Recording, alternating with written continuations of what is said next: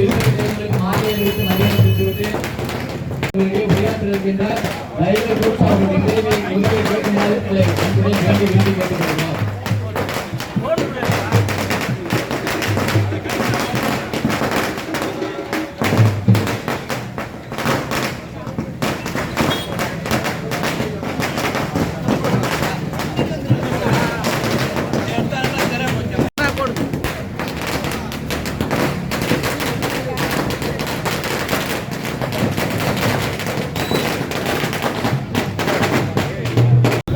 மக்கள் கொண்டு வரும் புரட்சி தலைவருடைய எங்கள் அன்பு தளபதியும் எங்களுக்கு வழிகாட்டியாகவும் வருங்கால சட்டமன்ற உறுப்பினர் எங்கள் அருமை அண்ணன் மக்களுக்கு வாழ்ந்து கொண்டிருக்கும் வருங்கால சட்டமன்ற பொருளாதார சட்டமன்ற உறுப்பினர் சேலை வழங்கியும்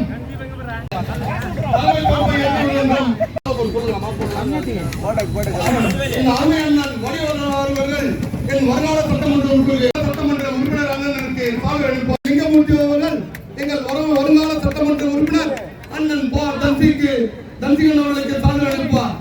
என்னுடைய முன்னாள் நகர செயலாளரும் என் டிஎம் சால்வை அளிப்பார்கள். இந்த சால்வை அளிப்பார்கள். முன்னாள் முன்னோடி செல்வனுடைய மூத்த மகன்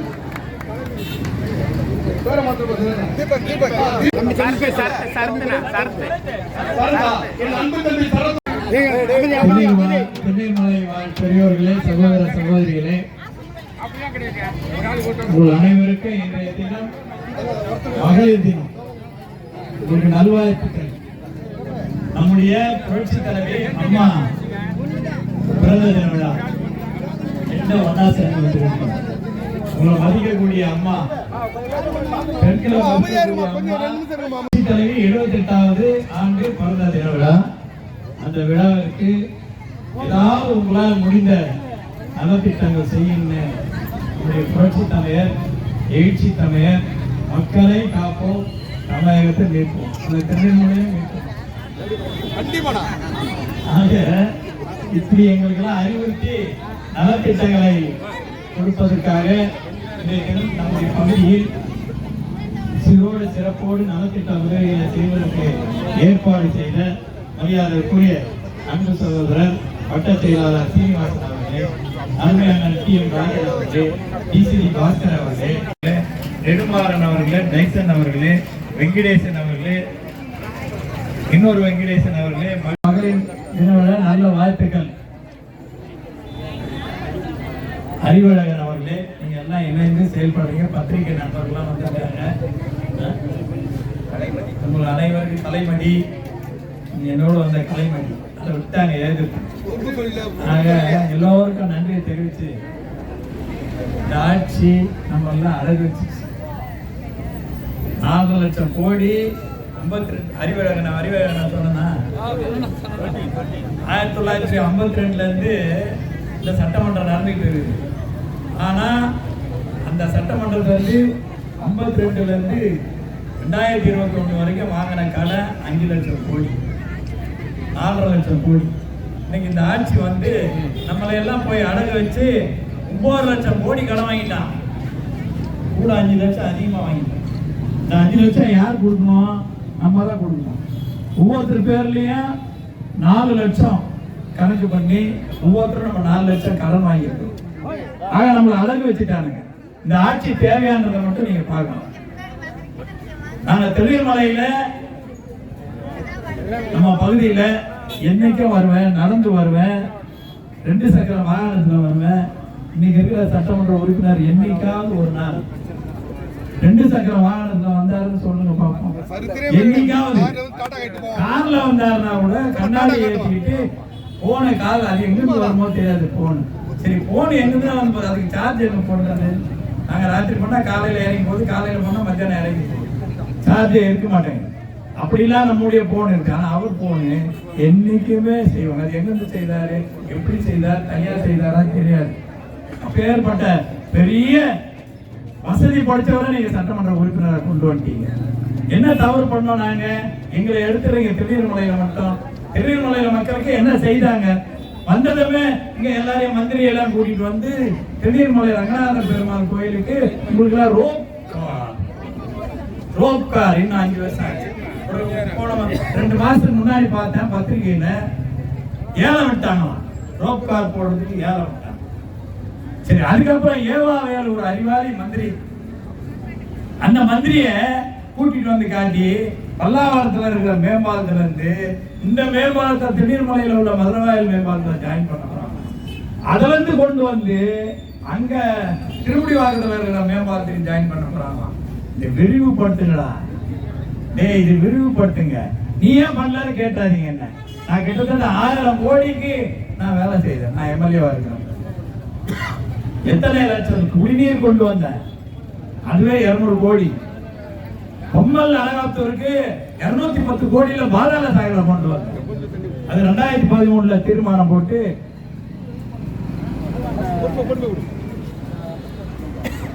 போட்டு இந்த பகுதிக்கு பாதாள சாக்கடை கொண்டு வந்து 5 வருஷம் ஆச்சு. துவக்கி 2021 இந்த பாதாள சாக்கடையை துவக்கணும். இன்னை வரைக்கும் முடியல. ஆனா வீட்டு இணைப்பு கூட போட்டிருக்காங்க பத்திரிகையில, பாதாள சாக்கடை இணைப்பு கொடுக்கப்பட்டது. எங்களா கூட கொடுத்தது? போன வருஷம் பட்ஜெட்ல போடுறான். தாம்பரம் மாநகராட்சி அவருடைய நிதிநிலை அறிக்கையில பம்மலும் அனகாப்தரும் 97% முடிஞ்சு போச்சுன்றான். 1 வருஷம் ஆச்சு, 3% முடிக்கலையா? யாரெல்லாம் ஏமாத்துறீங்க? என்ன ஏமாத்துறீங்க? ரோப் கார் போட்ட மாதிரியா? 420 கோடி. அம்மா, நான் இந்த விரிவுபடுத்தணும்னு அம்மா கிட்ட சொன்னேன். பம்மல் மெயின் ரோடும் திருநீர்மலை மெயின் ரோடும் அதை அகலப்படுத்தி கொடுக்கணுமான்னு சொன்னேன். 500 கோடி வேணும் தம்பி. பம்மல் மெயின் ரோடுக்கு 500 கோடி, திருநீர்மலை மெயின் ரோடுக்கு 500 கோடி. இப்பவே நீ 1000 கோடிக்கு வாங்கி வேலை செய்துட்ட. ஒரு சட்டமன்ற உறுப்பினருக்கு நான் 1000 கோடி ஒதுக்கணும். 5 வருஷத்துல 234 கோடி சட்டமன்ற உறுப்பினருக்கு எவ்வளவு ஒதுக்கணும்னு அந்த கணக்கு பண்ணேன் அப்படின்னு சொன்னாங்க. நான் 23 சிற்றுந்து வாங்கி கொடுத்துருக்கேன். சின்ன பஸ் விட்டுதே 200 பஸ், 27 சட்டமன்ற ஆளுங்க. அதுல 200 பஸ் 27 சட்டமன்றத்துக்கு ஒரு தொகுதிக்கு அது உரியது. ஆனா ஒரு சட்டமன்ற தொகுதிக்கு 7 பஸ் தான் வரும் கணக்கிட்டீங்கன்னா. ஆனா இந்த சட்டமன்ற தொகுதிக்கு மட்டும் 23 பஸ் கொடுத்தாங்க. ஏன் கொடுத்தாங்க? உங்களால் தேர்ந்தெடுக்கப்பட்ட இது ஒரு பொது தொகுதி. மற்ற இனத்துல சார்ந்தவங்க எல்லாம் மன்னிச்சிருங்க, இது பொது தொகுதி. தாழ்த்தப்பட்ட சமுதாயத்தை சேர்ந்த எனக்கு இங்க சட்டமன்ற உறுப்பினரா நீங்க ஆக்குறீங்கன்ற ஒரே காரணத்துக்காக நான் என்ன கேட்டாலும் செய்யணும். பாதாள சாக்கடைய அன்னைக்கே பம்மல் அனகாப்தூர் செய்துட்டோம். பல்லாவரத்துல நான் தலைவராக இருக்க சொல்லுவேன்.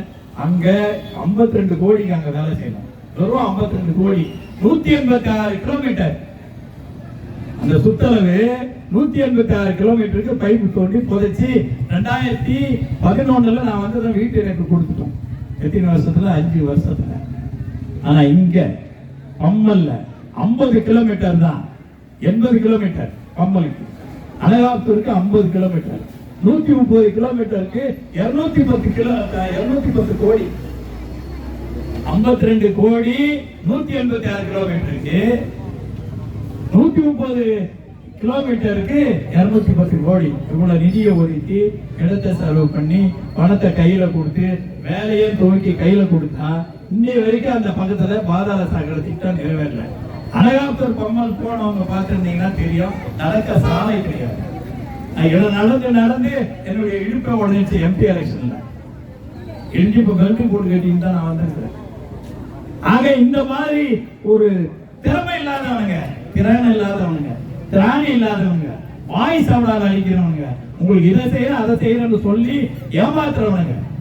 ஒரு உதாரணம் சொல்றேன். நம்ம பல்லாவரம் ரேடியல் ரோடு, பல்லாவரம் பரப்பக்கா ரேடியல் ரோடுல 2 ஏரி இருக்கு. அது பக்கத்துல மூவாசப்பட்டி ஏரி இருக்கு. இந்த பக்கம் நெகிழ்ச்சேரி ஏரி இருக்கு. ஆனா அதெல்லாம் உள்ளுக்குள்ள இருக்கு. 2 ஏரி, கீழ்கட்டளை ஏரியும் பெரிய ஏரியும், ஜமீன் ராயப்பேட்ட பெரிய ஏரியும் 16 கோடியில தூர்வாரம். 16 கோடியில தூர்வாரி இன்னைக்கு அந்த கடல் மாதிரி தண்ணி இருக்குது. ஆனா அது உள்ள செடி முளைச்சு, அந்த செடியை கூட புடுங்க முடியாதவங்களாதான் இன்னைக்கு சட்டமன்ற உறுப்பினராக ஆட்சியில உட்கார வச்சு. அதே நேரத்துல அந்த செடியை கூட அவங்க எடுக்க முடியலன்றது வேற. ஆனா ஒரு பாயிண்ட் மண்ணு கூட யாருக்கும் நான் கொடுக்கல. அது வந்து அதெல்லாம் மண்ணை அப்படியே கரையை காட்டணும். திருமலை ஏரி என்ன 5,67,00,000 ரூபாய்க்கு சட்டமன்றத்தில் அறிவிச்சான். யாரு? துரைமுருகன். 5,65,67,00,000 ஒதுக்குனதுல அந்த ஏரிய தூர் வாரன்னு சொல்லி எல்லா மண்ணும் போகும். 500 கோடி சம்பாதிச்சிட்டாங்க. 500 கோடி. இன்னைக்கு ஏன் கொடுக்க மாட்டாங்க? உங்களுக்கு 1000 ரூபாய் கொடுப்பாங்க, ஓட்டு போடு. ஏன்னா திரும்ப வந்தா அவன் குடும்பம் தான் வாழும். நீங்க ஸ்டாலின் சொல்றாரு தொலைக்காட்சியில, யாரையும் தமிழ்நாட்டுல சேர்ந்தவங்கள பின்தங்க விட மாட்டான், எல்லாரும் முன்னுக்கு கொண்டு வந்துருவாங்க.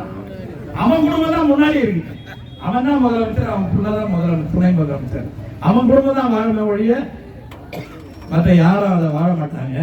அதெல்லாம் கருத்து கொள்ளணும். நீங்க நாங்க செய்தது சாதிச்சது. இப்ப இன்னைக்கு சங்கர் நகர் காவல்துறை வந்திருக்குது. சங்கர் நகருக்கு ஒரு காவல்துறை இடம் இல்லை, அவங்களுக்கு அலுவலகம் கட்டுறதுக்கு இடம் இல்லை. இந்த பல்லாவரம் தன்சிங்கிறதுனால தான் இன்னைக்கு அந்த காவல் நிலையம் அங்க வந்துச்சு. அந்த மலை மேல குடிநீர் தொட்டி செம்பரபாளையத்துல தண்ணி கொண்டு வந்ததுனால அந்த மலை மேல தொட்டி கட்டினதுக்காக தனியாக அந்த வருவாய்த்துறை மந்திரியை பார்த்து, வருவாய்த்துறை செயலாளரை பார்த்து அந்த இடத்தை நாம வாங்கி கொடுத்ததுனால தான் இன்னைக்கு அங்க ரிஜிஸ்டர் ஆபீஸ், இன்னைக்கு அந்த இணைப்பு மையம், ரிஜிஸ்டர் ஆபீஸ், கால்நடை மருத்துவமனை எல்லாமே இருக்குது. எல்லாம் அங்க இருக்கு. அது யாரால வந்தது உணரணும். அதே மாதிரி திருநெல்வேலிக்கு ஒரு காவல் நிலையம் கிடையாது. திருநெல்வேலிக்கு காவல் நிலையம் குரோம்பேட்டையில அது ஒரு தனியார் இடத்துல அது இடம் இருந்தது. அத இங்க ஒரு ரவின்னு ஒரு ஈஓ, அந்த ஈஓ கிட்ட நீங்க அதை தீர்மானம் வச்சு கொடுங்க, நாங்க அந்த இடத்த ஹவுசிங் போர்டில் ஒதுக்கி கொடுக்குறோன்னா அந்த வைக்க மாட்டேன். உடனே போய் உள்ளாட்சித்துறை அமைச்சர்கிட்ட சொல்லி அவனுக்கு போன் பண்ணி அந்த தீர்மானத்தை வச்சு இன்னைக்கு குரோம்பேட் காவல் நிலையம் வந்ததுன்னா அது தன்சிங். யோசிச்சு பாருங்க. இது மாதிரி நமக்கு தேவையான அடிப்படை வசதிகள் அதே மாதிரி பல்லாவரம் குடிநீர் செம்பரபாளையத்திலிருந்து தண்ணி கொண்டு வந்தப்ப எங்களுக்கு தண்ணி தேய்க்கிறதுக்கு இடம் இல்லை. அதை இன்னைக்கு அந்த உழவ சந்தை இருக்குது, அது நம்முடைய வருவாய்க்கு சொந்தமானது. அதை கவர்மெண்ட் சென்ட்ரல் கவர்மெண்ட்டுக்கு அது கட்டுப்பாடுல இருக்குது. அந்த அங்க சொல்லி அந்த யூஓக்கு சொல்லி தீர்மானத்தை வச்சு வாங்கி அங்க குடிநீர் தொட்டியை கட்டி கொடுத்தோம். அந்த காவல் நிலையமா தன்சிங் கொண்டு வந்தது. என்ன செய்தார் அந்த எம்எல்ஏ? கார்ல கண்ணாடி ஏற்றிக்கிட்டு போன்ல பேசிக்கிட்டு போனதுதான். இன்னும் உங்களுக்கு தேர்தல் வர தப்ப நான் நிறைய பேசுறேன். ரொம்ப நேரமா நீங்க காத்துக்கிட்டு இருக்கீங்க. உங்களை காத்திருக்கிறதுக்கு நான் தயாரா இல்லை. என்னைக்குமே நான் உங்களோட இருப்போம். தாழ்த்தப்பட்ட சமுதாயத்துல இருந்தவனை தேர்ந்தெடுத்ததுக்கு நன்றியோட இருக்கும். மறுபடியும் தேர்ந்தெடுத்தீங்கன்னா உங்களுக்காக உழைக்க தயாரா இருக்கும். அதே நேரத்துல எடப்பாடியார் முதலமைச்சர் ஆனாலும் நீங்க எப்ப வேணாலும் சந்திக்கலாம், என்னை எங்க வேணாலும் கூப்பிடலாம், வாங்க முதலமைச்சர் சந்திக்கலாம், நாங்க பார்க்கணும், நீங்க வாங்கன்னா கூட்டி போக தயாரா இருக்கு. நெமிலிச்சேரின்னு சொன்னேன்னு, நெமிலிச்சேரியில ஏரி ஆழப்படுத்தினாங்க. அங்க இருக்க பொதுநல சங்கம்லாம் சேர்ந்து அந்த ஏரி ஆழப்படுறப்ப அதுக்குள்ள அந்த சேலம் சங்கதியம் மாறி வெளியே போட்டப்ப எடுத்து போய் கொட்டுறதுக்கு இடம் இல்லை. அங்க இருக்கிற நலச்சங்கங்கள் அந்த இடத்த சுத்தம் பண்ணவங்க என்ன கேட்டாங்க, அழுகுனாங்க. முதலமைச்சர் கூட்டி போனாங்க. எடப்பாடியார் முதலமைச்சர் அவங்களை கூட்டிட்டு போய் பக்கத்துல நிக்க வச்சு ஒரு புகைப்படமும் எடுத்து அந்த குப்பையை அகற்றுவதற்கு ஏற்பாடு செய்து கொடுத்தாங்க. வெங்கடமங்கலத்துல வந்து 50 ஏக்கர் இடம் குப்பையெல்லாம் கொண்டு போய் அதெல்லாம் இன்னும் ஒண்ணும் காணும். அதெல்லாம் தேர்தல் நேரத்துல உங்களுக்கு விவரமா சொல்றோம், நோட்டீஸ் போட்டு கொடுக்குறோம். தயவு செய்து மறுபடியும் அந்த தப்பு சொல்லி பண்ணாதீங்க. திரும்ப ஏறி ஆழப்படுத்தி கொண்டு போறோம்னு பண்ணாதீங்க. நான் திருமலை ரங்கநாத பெருமாளுடைய குலத்தை நான் வந்ததுன்னு சீர் பண்ணேன், கொஞ்சம் ஆயப்படுத்தினேன்.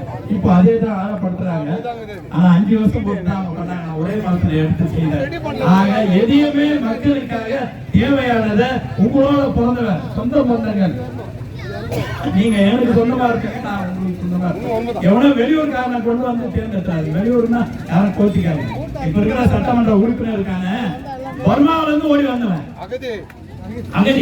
ஆனா அவன் வந்து சிவகங்கையில வந்து சிவகங்கையில இருந்து குரோம்பேட்டைக்கு வந்து சாப்பாட்டுக்கு வழி இல்லாம இருந்தவன் தான். நீங்க பெரிய கார்ல போறான். ஆனா நாங்க வந்து சட்டமன்றத்துல யாரு சட்டமன்ற உறுப்பினர் ஆகுறாங்கள அவங்க கிட்ட இருந்து கைப்பட எழுதி வாங்குவாங்க. நீ எங்க பிறந்த, உன் அப்பா பேர் என்ன, உன் மனைவி பேர் என்ன, உன் பிள்ளைங்க பேர் என்ன, கொஞ்சம் தயவு செய்து சொன்னாங்க. இதை முடிச்சிடுறேன். அப்ப அதை கேட்பாங்க, நீ எங்க பிறந்த, யார் கூட பிறந்த, உங்களுக்கு எத்தனை பிள்ளைங்க அப்படின்னு கேட்பாங்க. அது கைப்பட எழுதி கொடுக்கணும். அதுல எழுதி கொடுக்குறாரு, சிவகங்கையில பிறந்தேன்னு 2016 எழுதி கொடுக்குறாரு.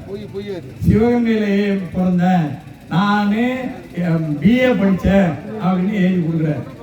2016 மறுபடியும் 21 தேர்தல் வரப்ப 2021 டைரிக்கு எழுதி கொடுக்குறாரு, நான் சென்னையில பிறந்தேன்னு சொல்றேன். அப்பவும் BA படிச்சேன்னு இருக்கிறாரு. ஆனா இந்த புத்தகத்துல எழுதி கொடுக்குறாரு SSLC படிச்சேன்னு தான் எழுதி கொடுக்குறாரு. ஆனா இன்னைக்கு பாத்தீங்கன்னா BA போட்டுக்கிறாரு, ஆனா SSLC தான் படிச்சேன்னு எழுதி. அவரை நம்பி பொண்ணை கொடுத்தவன் 2 பையன், அவனுக்கு 2 பையன்ல ஒரு பையனை இங்க அவர் வளர்ந்துட்டார் இல்லையா, ECR ரோட்ல கொண்டு போயிட்டாரு. அங்க கொட்டிவாக்கம், நீலங்கரை, ஈஞ்சம்பக்கம் பக்கம் போய் வீடு வாங்கி அவர் பிள்ளைய அங்க வாழ வச்சுட்டாரு. அந்த புள்ள என்ன பண்ணுச்சுன்னா, வீட்டுக்கு ஒரு வேலை, தாழ்த்தப்பட்ட சமுதாயத்தை பொண்ணு அது படிக்கணும்னு இருந்ததுனால அது வீட்டு வேலையை கூப்பிட்டு அது சரியா வேலை செய்யல கொடுமைப்படுத்தி சிகரெட்டை பிடிச்சி அது மேலெல்லாம் வச்சு, அதுக்கப்புறம் அந்த பொண்ணு போய் கம்ப்ளைண்ட் கொடுத்த பிறகு இவரும் ஓடி போய் ஒழிஞ்சுக்கிட்டாரு, அவர் பிள்ளையும் தேடி விட்டான். இந்த மாதிரி ஆளுங்களை தான் திமுகவில் வளர்க்குறாங்க. எங்களை மாதிரி இருக்கிறவங்கள, ஏழை எளியவங்களை, உங்களோட சேர்ந்தவங்க, உங்களோட பிறந்தவங்கள என்னைக்கும் நம்ம அம்மா வளர்க்கிறாரு. அம்மா கிட்ட நின்று பேசுறதுக்கு நம்ம இருக்கக்கூடாது, ஆனா கவனிச்சு தான் பேசுவோம். அது மிலிட்ரி. இன்னைக்கு அதே தான் எடப்பாடி அந்த முறை ஆட்சிக்கு வந்தாருன்னா நல்லதை பண்ணுவாரு. எல்லாருக்கும் வீட்டு குடும்ப தலைவிகளுக்கு அத்தனை பேருக்கு 2000 ரூபாய், மக்களுக்கு பெண்களுக்கு 1000 ரூபாய், ஸ்கூட்டி வாங்கினா அவங்களுக்கு 25,000 மானியம், ஆட்டோ வச்சிருக்கிறவங்களுக்கு 75,000 ரூபாய் மானியம், அனைவருக்கும் கல்வி கடன் ரத்து பண்ண முடியும், முதியோர்களுக்கு 1000 ரூபாய் கொடுக்கப்படும். அதே நேரத்தில் நீங்க என்ன நினைக்கிறீங்களோ அதை கேட்டா செய்து கொடுப்பார். அவர் 2000 ரூபாய் மாசம் கொடுக்குறதுனால ஒரு 5000 ரூபாய் அறிவிச்சிட்டாரு. 3 மாசம் கொடுக்காது 3000 ரூபாய். கோடை விழாவில் இது வரைக்கும் கோடையே வரல, நம்ம வெயிலே பார்த்தது இல்லையா, எல்லாம் கொடைக்கானல் ஊட்டிட்டியா இருந்தா, இப்பதான் கோடை வந்துடுச்சா 2000 ரூபாய் கூட்டி கொடுக்குற 5000 ரூபாய் கொடுத்துட்டான். எப்பேற்பட்ட ஐயோக்கியவரை தேர்ந்தெடுத்து வச்சிருக்கிறோம். அதே நேரத்தில் அவன் 2500 1500 எவ்வளோன்னு கேட்டா 5000 4000 கூட தெரியாது. நாங்களாம் நாங்க படிக்கிறப்ப அதை போன வாரத்தில் வந்து பேசினோம். முத்துவாதியார் இருந்தார், தெரியல எங்களுக்குலாம் வாதியார். அன்னைக்கெல்லாம் படிப்பறிவு அதிகமா இல்லாதவங்க தான் எங்களுக்கு வாதியாரா இருந்தாங்க. எங்களுக்கே 2500 1500 எவ்வளோன்னு கேட்டா 4000 சொல்லுவோம். ஆனா அவன் 5000.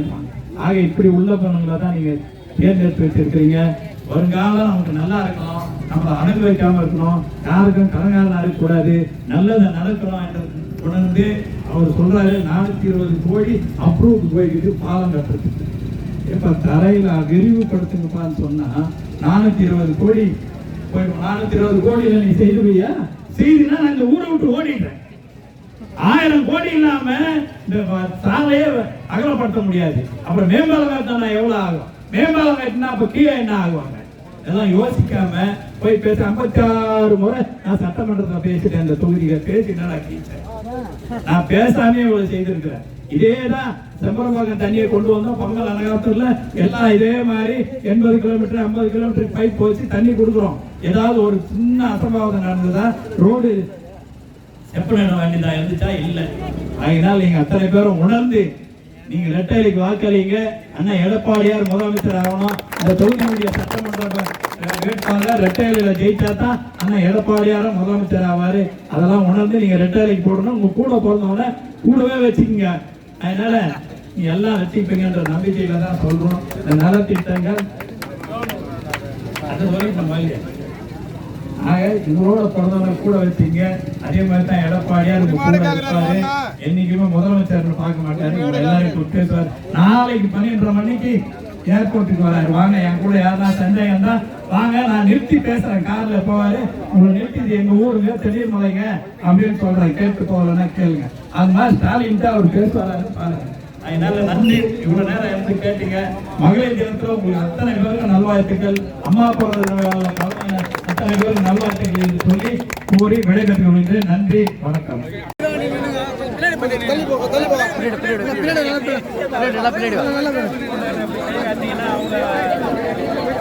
ஓகே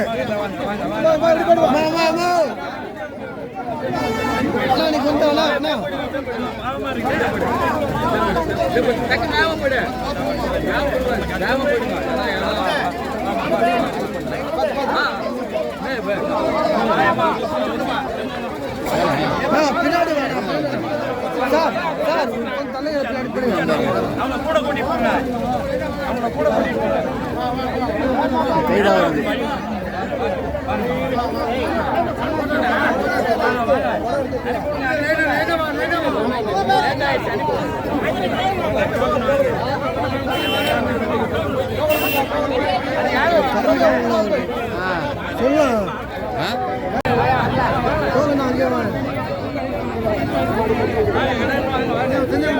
வாங்க வாங்க என்னக்கா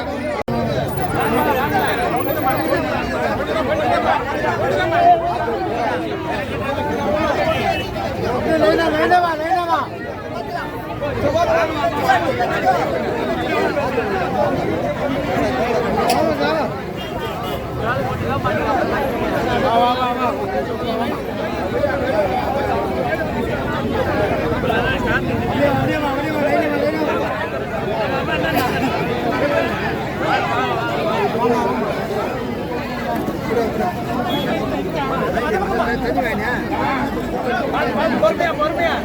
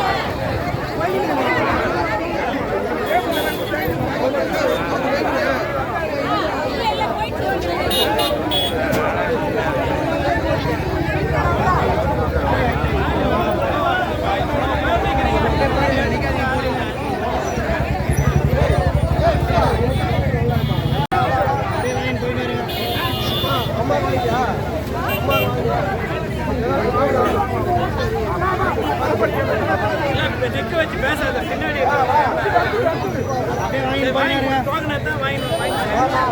வர்றதுக்கே லேட் ஆகுது.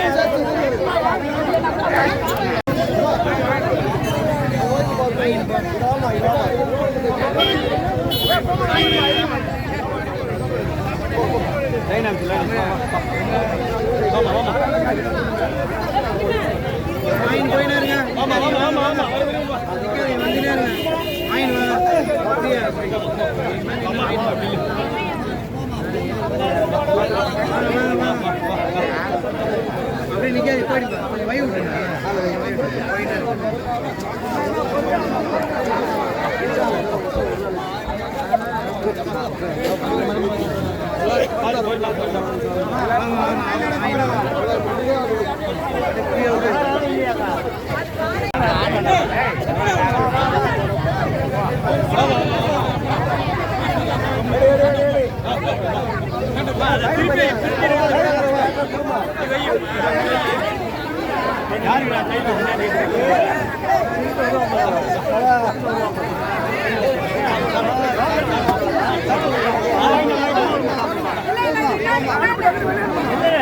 அவங்க வரல நம்ம ஐயா தான்